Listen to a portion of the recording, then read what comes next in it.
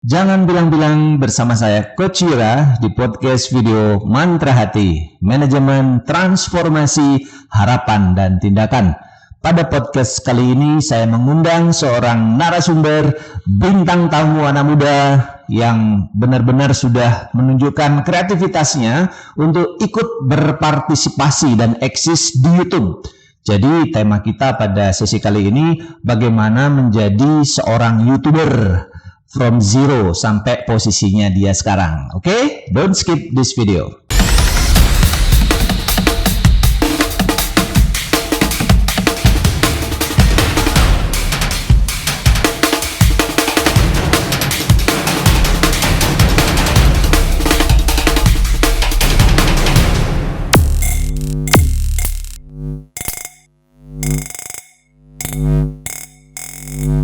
Baik teman-teman semua, seperti janji saya sebelumnya, sekarang saya mengisi acara podcast video ini dengan menghadirkan anak muda yang sudah mulai berkarir menjadi seorang YouTuber.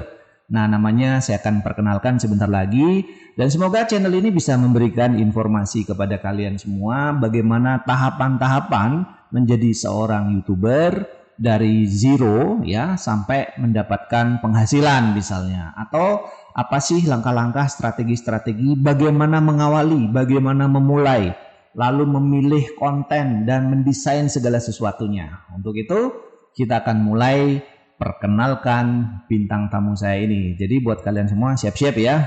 Oke, silakan Sam dikenalin namanya. Baik, terima kasih waktunya Coach Yura. Perkenalkan, saya Bagus Samudra. Oke. Saya saat ini berprofesi sebagai YouTuber. Panggilan kamu siapa nih? Saya biasa dipanggil Sam. Oh, di Sam ya. Oke, lanjut Sam. Sekarang saya berprofesi sebagai YouTuber. Saya juga seorang tim kreatif, Coach. Jadi saya memang punya kesukaan di bidang foto dan video. Oke. Kamu masih kuliah tapi gimana ya? Saat ini masih Coach sambil kuliah. Oke, kuliah di mana kamu? Di Ananta Widya Business School. Oke, Ananta Widya Business School. Kira-kira bicara apa di AWBS secara global nih? Mungkin teman-teman nanti ada yang pengen tahu. Di AWBS kami bicara bisnis, Bisnis. Karena kan Ananta Widya Business School. Oke, selain bisnis, apa lagi topik yang dibahas di sana? Di sana gimana sih kita mengembangkan diri, gimana kita memiliki karakter-karakter seorang pemimpin, di sana kami diajarkan. Oke, nah terkait dengan YouTube yang kamu buat, ada nggak relevansinya? Ada hubungannya nggak? Seberapa banyak nih? Seberapa persen? Kalau persentase mungkin saya bisa katakan 70-80%. 70-80% berguna pada saat buat YouTube ya. Benar. Jadi pastikan kalian belajar memahami ini juga ya. Oke. Ya. Kemudian pertanyaan saya langsung aja ya, pertanyaan nomor 1. Gimana sih awalnya kamu itu bisa pengen buat YouTube channel buat kamu nih? Kira-kira gimana nih? Diceritain pada teman-teman semua. Awal nge-YouTube Coach. Iya. Jadi ini throwback sedikit Coach ya. Oke, sekitar 1 atau 2 tahun lalu. Jadi mundur dulu throwback ya. Jadi saya dulu lahir dan dibesarkan di Wamena Coach. Wamena teman-teman. Wamena itu di mana sih? Di Papua. Berarti kan gitu ya. Oke. Jadi di Wamena itu dulu waktu saya nge-YouTube tuh belum ada sih yang saya lihat benar-benar serius untuk nge-YouTube Coach. Jadi awal mulanya tuh saya sempat dapat tugas dari sekolah Coach. Tugas untuk buat satu presentasi tentang penggunaan bahasa Indonesia yang tidak benar di kalangan anak muda. Yang tidak benar? Ya, yang misalnya bahasa keren gitu kan, yang kurang tepat. Terus saya bareng teman-teman mikir gimana sih kita mengemas ini biar jadi sesuatu yang bisa dilihat banyak orang nih, jadi nggak terpaku di presentasi kami aja. Akhirnya kebetulan saya juga waktu itu baru punya HP yang bagus gitu kameranya, terus seneng-seneng edit kan. Seneng ya? Iya, ayo dah kita buat video, buat ya lucu-lucuan aja. Akhirnya kami buatlah satu video durasinya 3-4 menit. 3-4 menit. Ya. Lalu selesai dari situ kami presentasi, akhirnya banyak nih yang nonton sampai hampir satu sekolah nih nonton. Wow. Terus kami banyak yang bilang videonya keren, lucu. Dari sanalah muncul ide gimana kita buat sesuatu nih, video ini bisa lebih banyak lagi ditonton. Nah, akhirnya buatlah kami YouTube. Terus jadilah sebuah YouTube, Coach. Oke, jadi itu cikal bakal dari Wamena, seorang Sam yang awalnya nggak sengaja tuh ya. Jadi kamu lagi buat konten, ternyata karena banyak ditonton oleh temanmu sekolah, kamu tuh jadinya rasa puas gitu ya, bangga dan senang. Iya. Nah, buat teman-teman anak muda dimanapun kalian berada, jika kalian ingin membuat sebuah YouTube ya atau channel YouTube konten, nah mungkin idenya Sam ini bisa digunakan. Awalnya mungkin nggak sengaja gitu, sampai terbentuk kamu bisa membuat YouTube seperti sekarang gitu ya. Oke. Kira-kira kalau dihitung dari waktu kamu memulai sampai sekarang udah berapa lama tuh, Sam? Jadi dulu kan ya ceritanya sudah kami buat nih channel yang bareng teman-teman, namanya The Pucuk 34 nama channelnya nih. Pucuk 34. The Pucuk 34. Oh, The Pucuk 34. Ya. Jadi apa itu The Pucuk 34? Nah, coba tuh. Di Papua itu biasanya kalau anak muda atau yang lebih kecil tuh kita panggil pucuk. Pucuk-pucuk gitu ya. Nah, misalnya saya kelas 3 SMA nih. Terus ada anak kelas 1 SMA, adik kelas kan, kami panggil pucuk, ada pucuk nih. Ayo pucuk-pucuk sini, pucuk-pucuk gitu ya. Pucuk tapi lawan jenis gitu biasanya kelas mungkin. Oh, kalau sesama jenis bukan pucuk. Pucuk juga. Tapi biasanya lebih ke kayak, pucuk cantik gitu.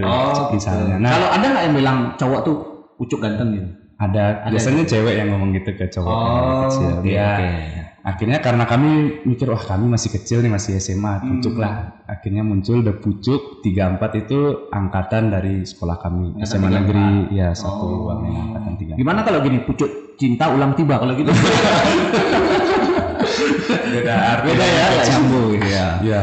Oke, The Pucuk 34. Terus gimana? Terus akhirnya channel itu jalan kurang lebih udah beberapa bulan, 3-4 bulan. Subscribernya waktu itu sudah sampai 500-an sih, Coach. Sudah 500-an. Dan itu angka yang buat kami di Wamena waktu itu ya cukup tinggi gitu kan, Coach.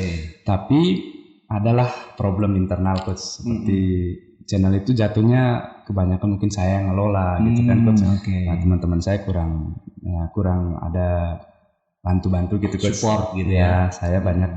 Nah, terus saya mikir jangka panjangnya nih, Coach. Misalnya nanti channel ini besar, channel ini jadi ini udah visioner ya. Kalau jadi dapat penghasilannya miliaran ya nih gitu ya. Nanti kan mereka tetap punya hak cipta. Mereka tetap punya nama lah di situ kan. Makanya saya mikir, ini nggak apa ya namanya, nggak benar nih. Lebih baik saya buat aja dah sendiri. Akhirnya setelah itu saya decide, lah saya buat sendiri channel YouTube. Namanya nama saya sendiri, Bagus Samudra. Itu dari ya. Ingat Bagus Samudra. Dari awal tahun 2019, Coach. 19. Jadi sampai saat ini sudah 20 ya. Udah mau 2 tahun. Udah mau 2 tahun ya. 2 tahun. Sekarang tuh sudah berapa subscriber? Sudah 3.700. Oh, 3.700. Dalam 2 tahun sudah dapat 3.700. Wah, ini keren banget ya. Artinya begini, buat teman-teman yang kalian sedang mencari ide bagaimana memulai membuat sebuah konten YouTube ya, untuk membuat sebuah YouTube channel, mungkin mengumpulkan subscriber demi subscriber adalah sebuah challenge buat kalian, sebuah tantangan, betul ya? Benar, Coach. Gimana perasaan kamu ketika ada yang subscribe nih? Itu gini dulu, Coach. Saya punya cerita. Itu demi mengumpulkan subscriber. Dulu 100 subscriber aja tuh, rasanya udah seremoni makan-makan gitu ya. Luar biasa banget, Coach. Karena saya sampai minta ini ke teman-teman, subscribe nih, punya channel baru. Dulu sempet punya teman juga kan dia nge-YouTube. Subscribe dong nih channel baru, channelku nih satu-satu. Jadi minta support dari teman-teman yang punya channel ya. Benar, Coach. Jadi hampir di satu sekolah, satu angkatan gitu kan. Aku punya channel nih, bantu dong subscribe. Awalnya dari gitu. Jadi dulu tuh sekitar 100-200 tuh udah kayaknya banyak banget ya gitu. Nah, teman-teman semua, jadi pastikan kalau kalian membuat sebuah konten YouTube, jadi networking penting untuk saling informasi, saling mensupport gitu ya, tentang bagaimana konten-konten yang sudah kalian buat sehingga bisa menambah subscribernya juga. Terus apa lagi nih, Sam, yang kamu mau sharingin? Dari subscriber 100 aja kamu tuh udah happy-nya banget itu. Gimana pada saat melihat angka itu menjadi 1000 subscriber? Jadi 1000 itu kebetulan dulu saya udah ke Bali, Coach ya. Dulu kan saya dari Wamena, akhirnya lulus, saya ke Bali ke sini untuk sekolah, Coach.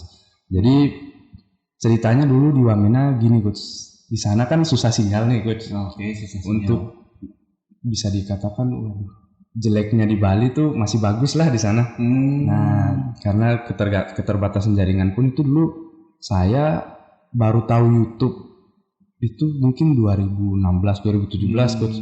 Mungkin teman-teman di sini udah tahu, udah mulai jauh. Saya baru tahu YouTube ternyata platform untuk sharing video gitu kan.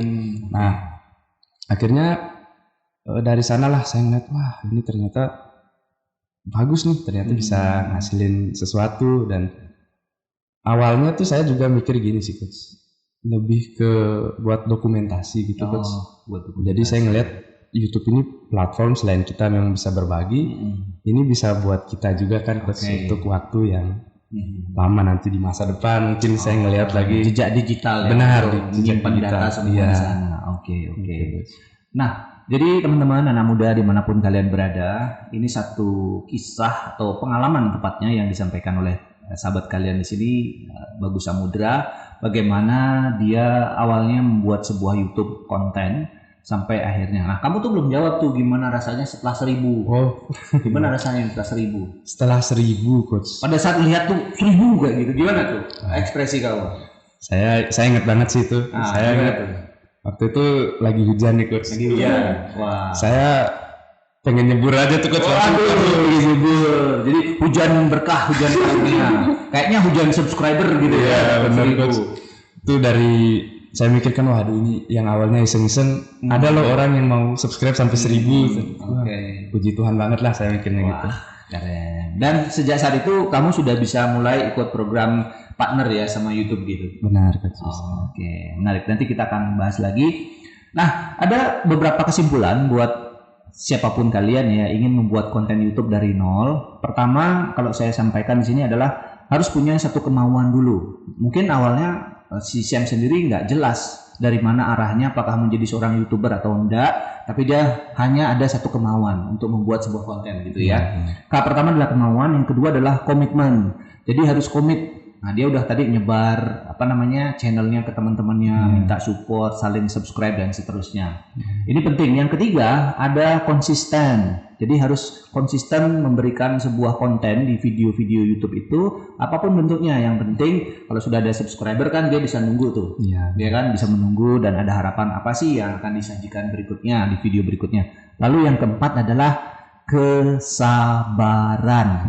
Betul ya? Benar banget coach. Jadi sebagai konten kreator, sebagai seorang YouTuber, kalian tuh nggak bisa bim salah bim sulap langsung bisa dapat banyak subscriber. Prosesnya itu perlu challenge, kemudian tantangan, kegigihan. Jadi ingat-ingat ya teman-teman, 4K sebelum kalian memutuskan membuat YouTube, kalian harus ingat kemauan yang kuat, komitmen yang tinggi, konsisten yang terus-menerus, lalu kesabaran. Pasti akan mendapatkan hasil seperti Sam yang sudah mendapatkan hujan subscriber sampai 1000 gitu ya.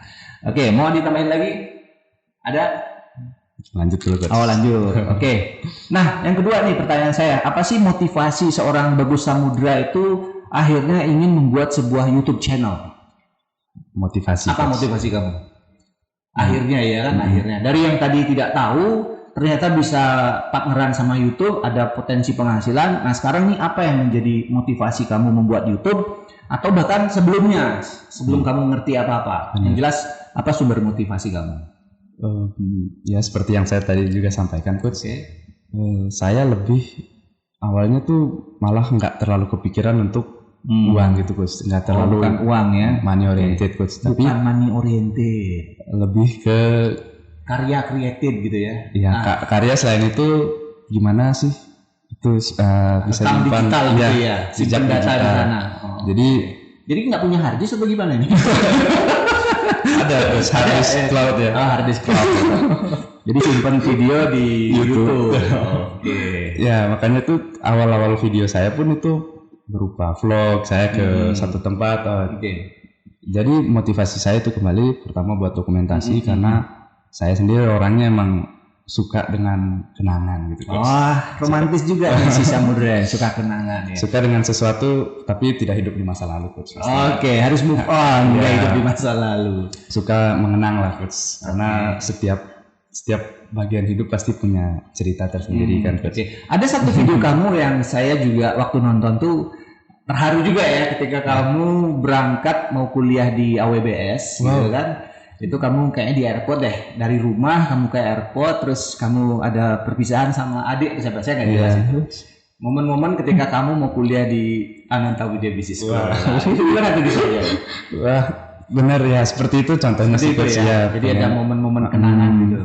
Dan juga pastinya bisa di-share ke banyak orang kan, bisa dilihat banyak orang, mungkin akan bermanfaat, akan ada yang merasakan juga seperti Coach Ira bilang terharu, ada yang bisa merasakan mungkin kangen rumah gitu, ini nih saya dulu.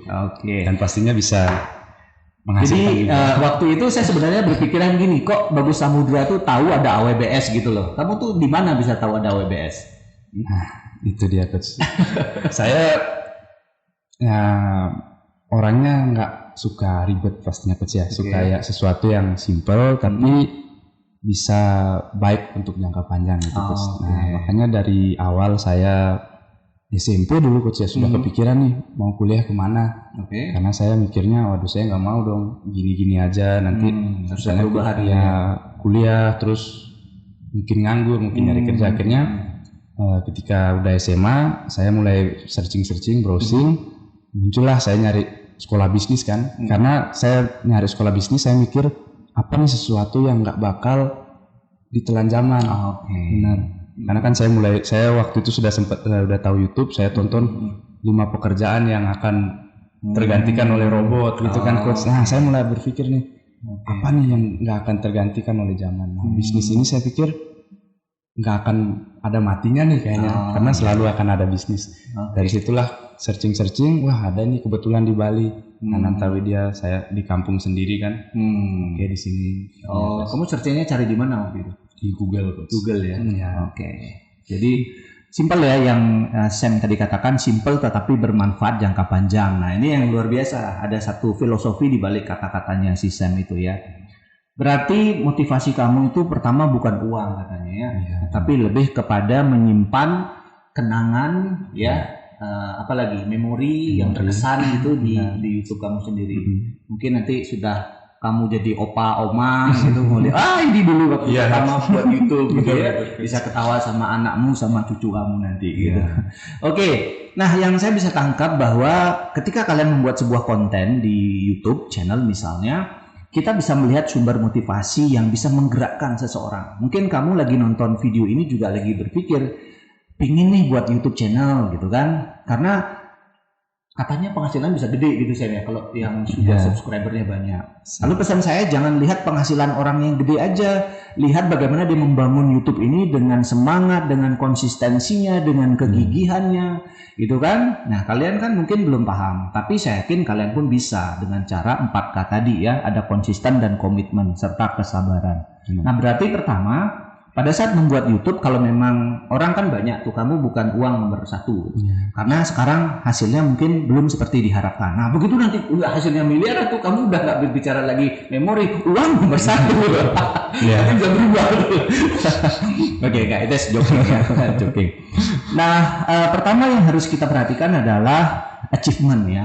Kalian itu kayak tadi Sam kan di awal bilang buat YouTube itu tugas sekolah. Gitu kan, berarti tugas sekolah itu ada achievement yang harus dipenuhi. Saya harus bisa nih buat tugas sekolah, buat video. Ternyata dari achievement yang ingin diwujudkan itu bisa membuat sebagai batu loncatan atau tangga buat kalian tuh ngembangin sebuah konsep YouTube nantinya.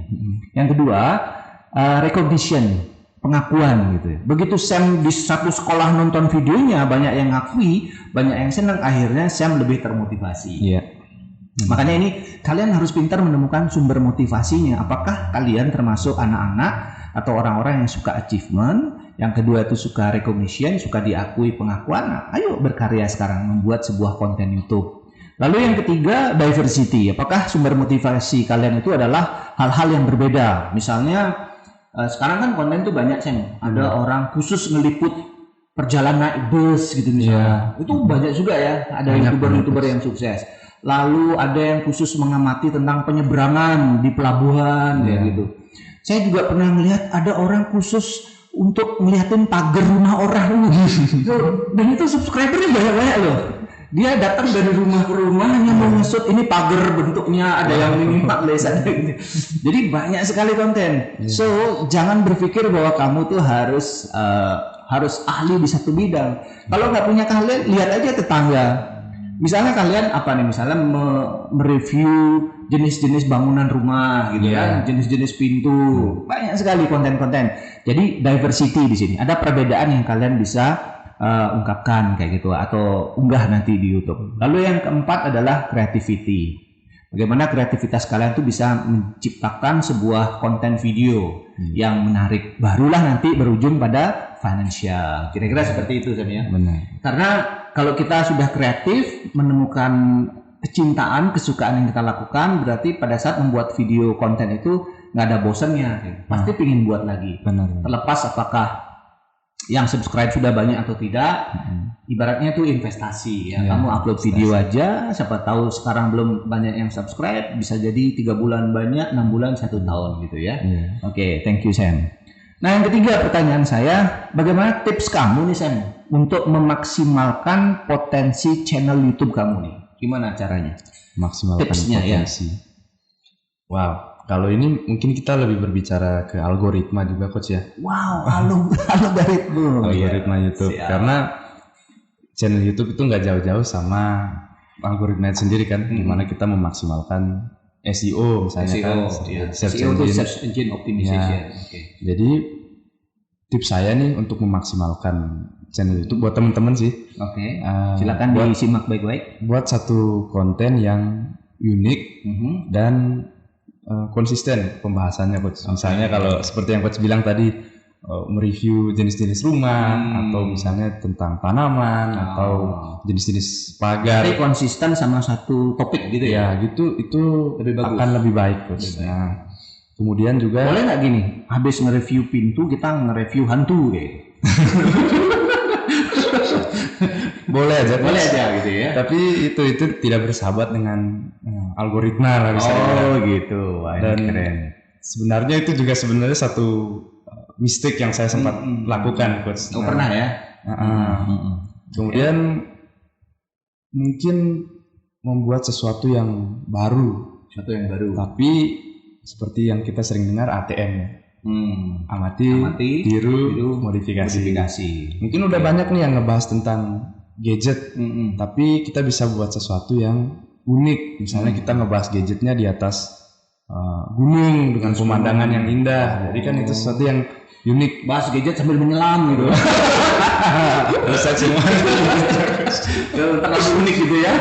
Jadi jangan juga terlalu unik, nanti kacau nggak bisa review ya. Benar. Jadi uniknya dia ada batasan gitu kan. Tapi jangan juga nyeleneh. Menurut kamu yang nyeleneh itu gimana? Artinya bisa nggak konten nyeleneh itu bisa memberikan sebuah expose yang lebih besar, lebih banyak orang? Nyeleneh itu kembali lagi ke karakter channelnya jatuhnya Coach ya. Kalau misalnya dia orangnya ada satu YouTuber misalnya, dia suka nge-review tapi cara nge-reviewnya dengan teriak-teriak misalnya. Nah itu kan agak nyeleneh tapi punya karakter, dan pangsa pasarnya juga pasti mungkin ada orang yang suka dengan caranya, pembawaannya, tapi mungkin ada juga yang nggak suka kan. Berarti karakter dari channel kamu ini romantis gitu ya. Romantis, memoris, sweeties. Buat saya juga sih Coach. Apa tips berikutnya lagi? Tipsnya setelah algoritma sudah, unik sudah, apa lagi? CEO itu sih Coach. CEO ya. Jadi SEO gitu ya. SEO itu include judul, thumbnail, terus deskripsi, kemudian teks. Pokoknya seberapa penting itu sih? Itu kamu dapat ilmunya dari mana tuh? Saya jadi ilmunya salah satunya nih yang saya dapat bagian besarnya di AWBS juga sih Coach. Kamu belajarin di AWBS. Makanya tadi saya bilang persentasenya 70-80%. Karena saya tahu ilmu itu dari AWBS banyak coach. Keren juga ya kalau memang sudah dapat satu pengetahuan, basicnya sudah ada, sekarang dikasih ilmu lagi seperti itu, tambah mencuat gitu ya, meroket. Ada tips lagi? Tipsnya mungkin itu yang paling kuncinya sih itu. Apa tantangan kamu ketika membuat thumbnail misalnya? Tantangan. Iya. Nah ini juga satu hal yang dulu sempet buat saya cukup bingung nih coach. Bingung ya. Gimana sih nentuin thumbnail yang menarik misalnya, kemudian thumbnail yang eye catching. Karena saya baru ngerti nih tentang eye catching, tentang gimana kata-kata yang akan memikat orang kan. Berarti ada kata-kata khusus yang kamu harus ciptakan ya? Iya, kata-katanya mungkin kita sering akrab dengan clickbait kan orang bilang. Tapi clickbait dalam artian nggak terlalu jauh lah dari konten yang sebenarnya ada dalam YouTube itu kan coach. Nah, jadi tantangan saya dulu tuh saya nggak terlalu paham editing foto. Nah, terus kebetulan saya pun belajar ini di AWBS dulu menggunakan satu aplikasi yang simple tapi hasilnya bagus coach. Ada dulu itu diajarin lagi di AWBS. Canva nama aplikasinya. Terus diajar akhirnya dengan Photoshop dan sebagainya, akhirnya bisa konsisten buat satu thumbnail yang seragam coach ya, bisa dibilang. Akhirnya semua thumbnail yang dulu saya ganti, saya buat satu thumbnail yang baru gitu. Wah, akhirnya lebih rapi, lebih enak juga orang lihat. Oke, ternyata itu tipsnya. Berarti dari buat thumbnail sudah. Gimana dengan penulisannya? Penulisan judul, captionnya gimana tuh? Kamu pakai kata-kata khusus nggak? Oh, itu ada satu ilmu yang namanya copywriting, biasanya saya gunain sih coach. Oh, pakai copywriting juga. Nah, jadi misalnya ayo sekarang tonton video ini, kamu akan paham dengan titik-titik. Nah, jadi ada kata-kata yang kita jelasin tapi orang bakal penasaran, apa sih sebenarnya isi videonya. Berarti kamu belajar ilmu ini ya? Iya, saya belajar. Artinya nggak semua orang bisa menulis seperti yang kamu tuliskan gitu? Semua orang bisa kalau belajar coach. Berarti harus belajar dulu ya. Kalau nggak belajar dia cuma nyontek aja gitu ya. Benar. Cara meraciknya mungkin nggak tahu gitu ya. Kamu sudah bisa meracik, meramu sehingga menjadikan sebuah caption atau judul yang menarik gitu ya. Oke, keren Sen. Kemudian kalau saya simpulkan bahwa sebagai seorang YouTuber kalian harus belajar minimal lah dasar-dasar dari digital marketing. Karena dalam hal ini digital marketing salah satunya atau diantaranya tepatnya akan membahas bagaimana kalian membuat C3 ya, C3. Lu tahu nggak C3? Apa ya? Ya, satu C-nya adalah konten, yang kedua konten kreator kreatif. Itu jadi konten kreator kreatif. Jadi kontennya yang diciptakan itu harus kreatif yang kamu udah sampaikan tadi, unik ya. Ingat ya, sahabat muda, generasi muda yang ingin membuat YouTube, khususnya nih buat anak-anak SMA nih, dari sekarang siapkan diri kamu C3 ya. Nah, itu konten kreator kreatif. Oke ya. Nah, yang keempat pertanyaan saya, skill yang diimplementasikan di YouTube apa saja nih, Sen, sejauh ini? Apa saja skill-skill utama yang kamu terapkan? Skillnya pastinya kalau berbicara tentang konten, skill yang saya bisa juga coach. Misalnya saya di sini kan suka otomotif, suka gadget juga kan, suka musik, kemudian suka trading juga coach. Jadi skill-skill itulah yang saya bahas gitu kan coach. Tapi kamu punya playlistnya gitu ya? Iya benar. Ada playlistnya. Jadi misalnya saya hari ini lagi pengen ngebongkar laptop nih, pengen upgrade RAM, SSD gitu kan. Ini saya bongkar, saya buatkan video. Nah itu kan sebuah skill juga tuh coach. Tapi masih bagus kan laptopnya bisa dibongkar? Iya. Nggak rusak. Nggak rusak. Jangan bongkar aja. Nggak usah pasang. Oke. Nah itu skill yang pertama. Skill yang akan kita bahas di konten YouTube-nya. Kemudian skill videografi juga coach perlu ya. Karena bagaimanapun YouTube itu berbicara tentang audio dan visual kan coach. Nah jadi ketika kita membuat satu video pastinya kita butuh kamera. Namun saya tidak berbicara tentang alat juga coach, tapi bagaimana kita bisa mengolah barang-barang yang ada, kita memaksimalkan potensinya. Setuju. Kayak saya dulu ngawal YouTube hanya dengan HP gitu kan coach. Nah ini menarik ini gitu ya buat teman-teman yang ingin memulai sebagai seorang YouTuber. Jadi jangan berfokus bahwa kalian tidak punya mungkin gadget yang mahal gitu yang memang canggih, yang bagus, tapi C3 tadi, konten kreator kreatif udah bisa cukup selama bisa merekam video gitu kan. Nanti kan pasti akan kelihatan transformasinya ya. Mungkin di tahun pertama pakai HP, tahun kedua udah pakai mungkin mirrorless gitu kan. Oke, interesting.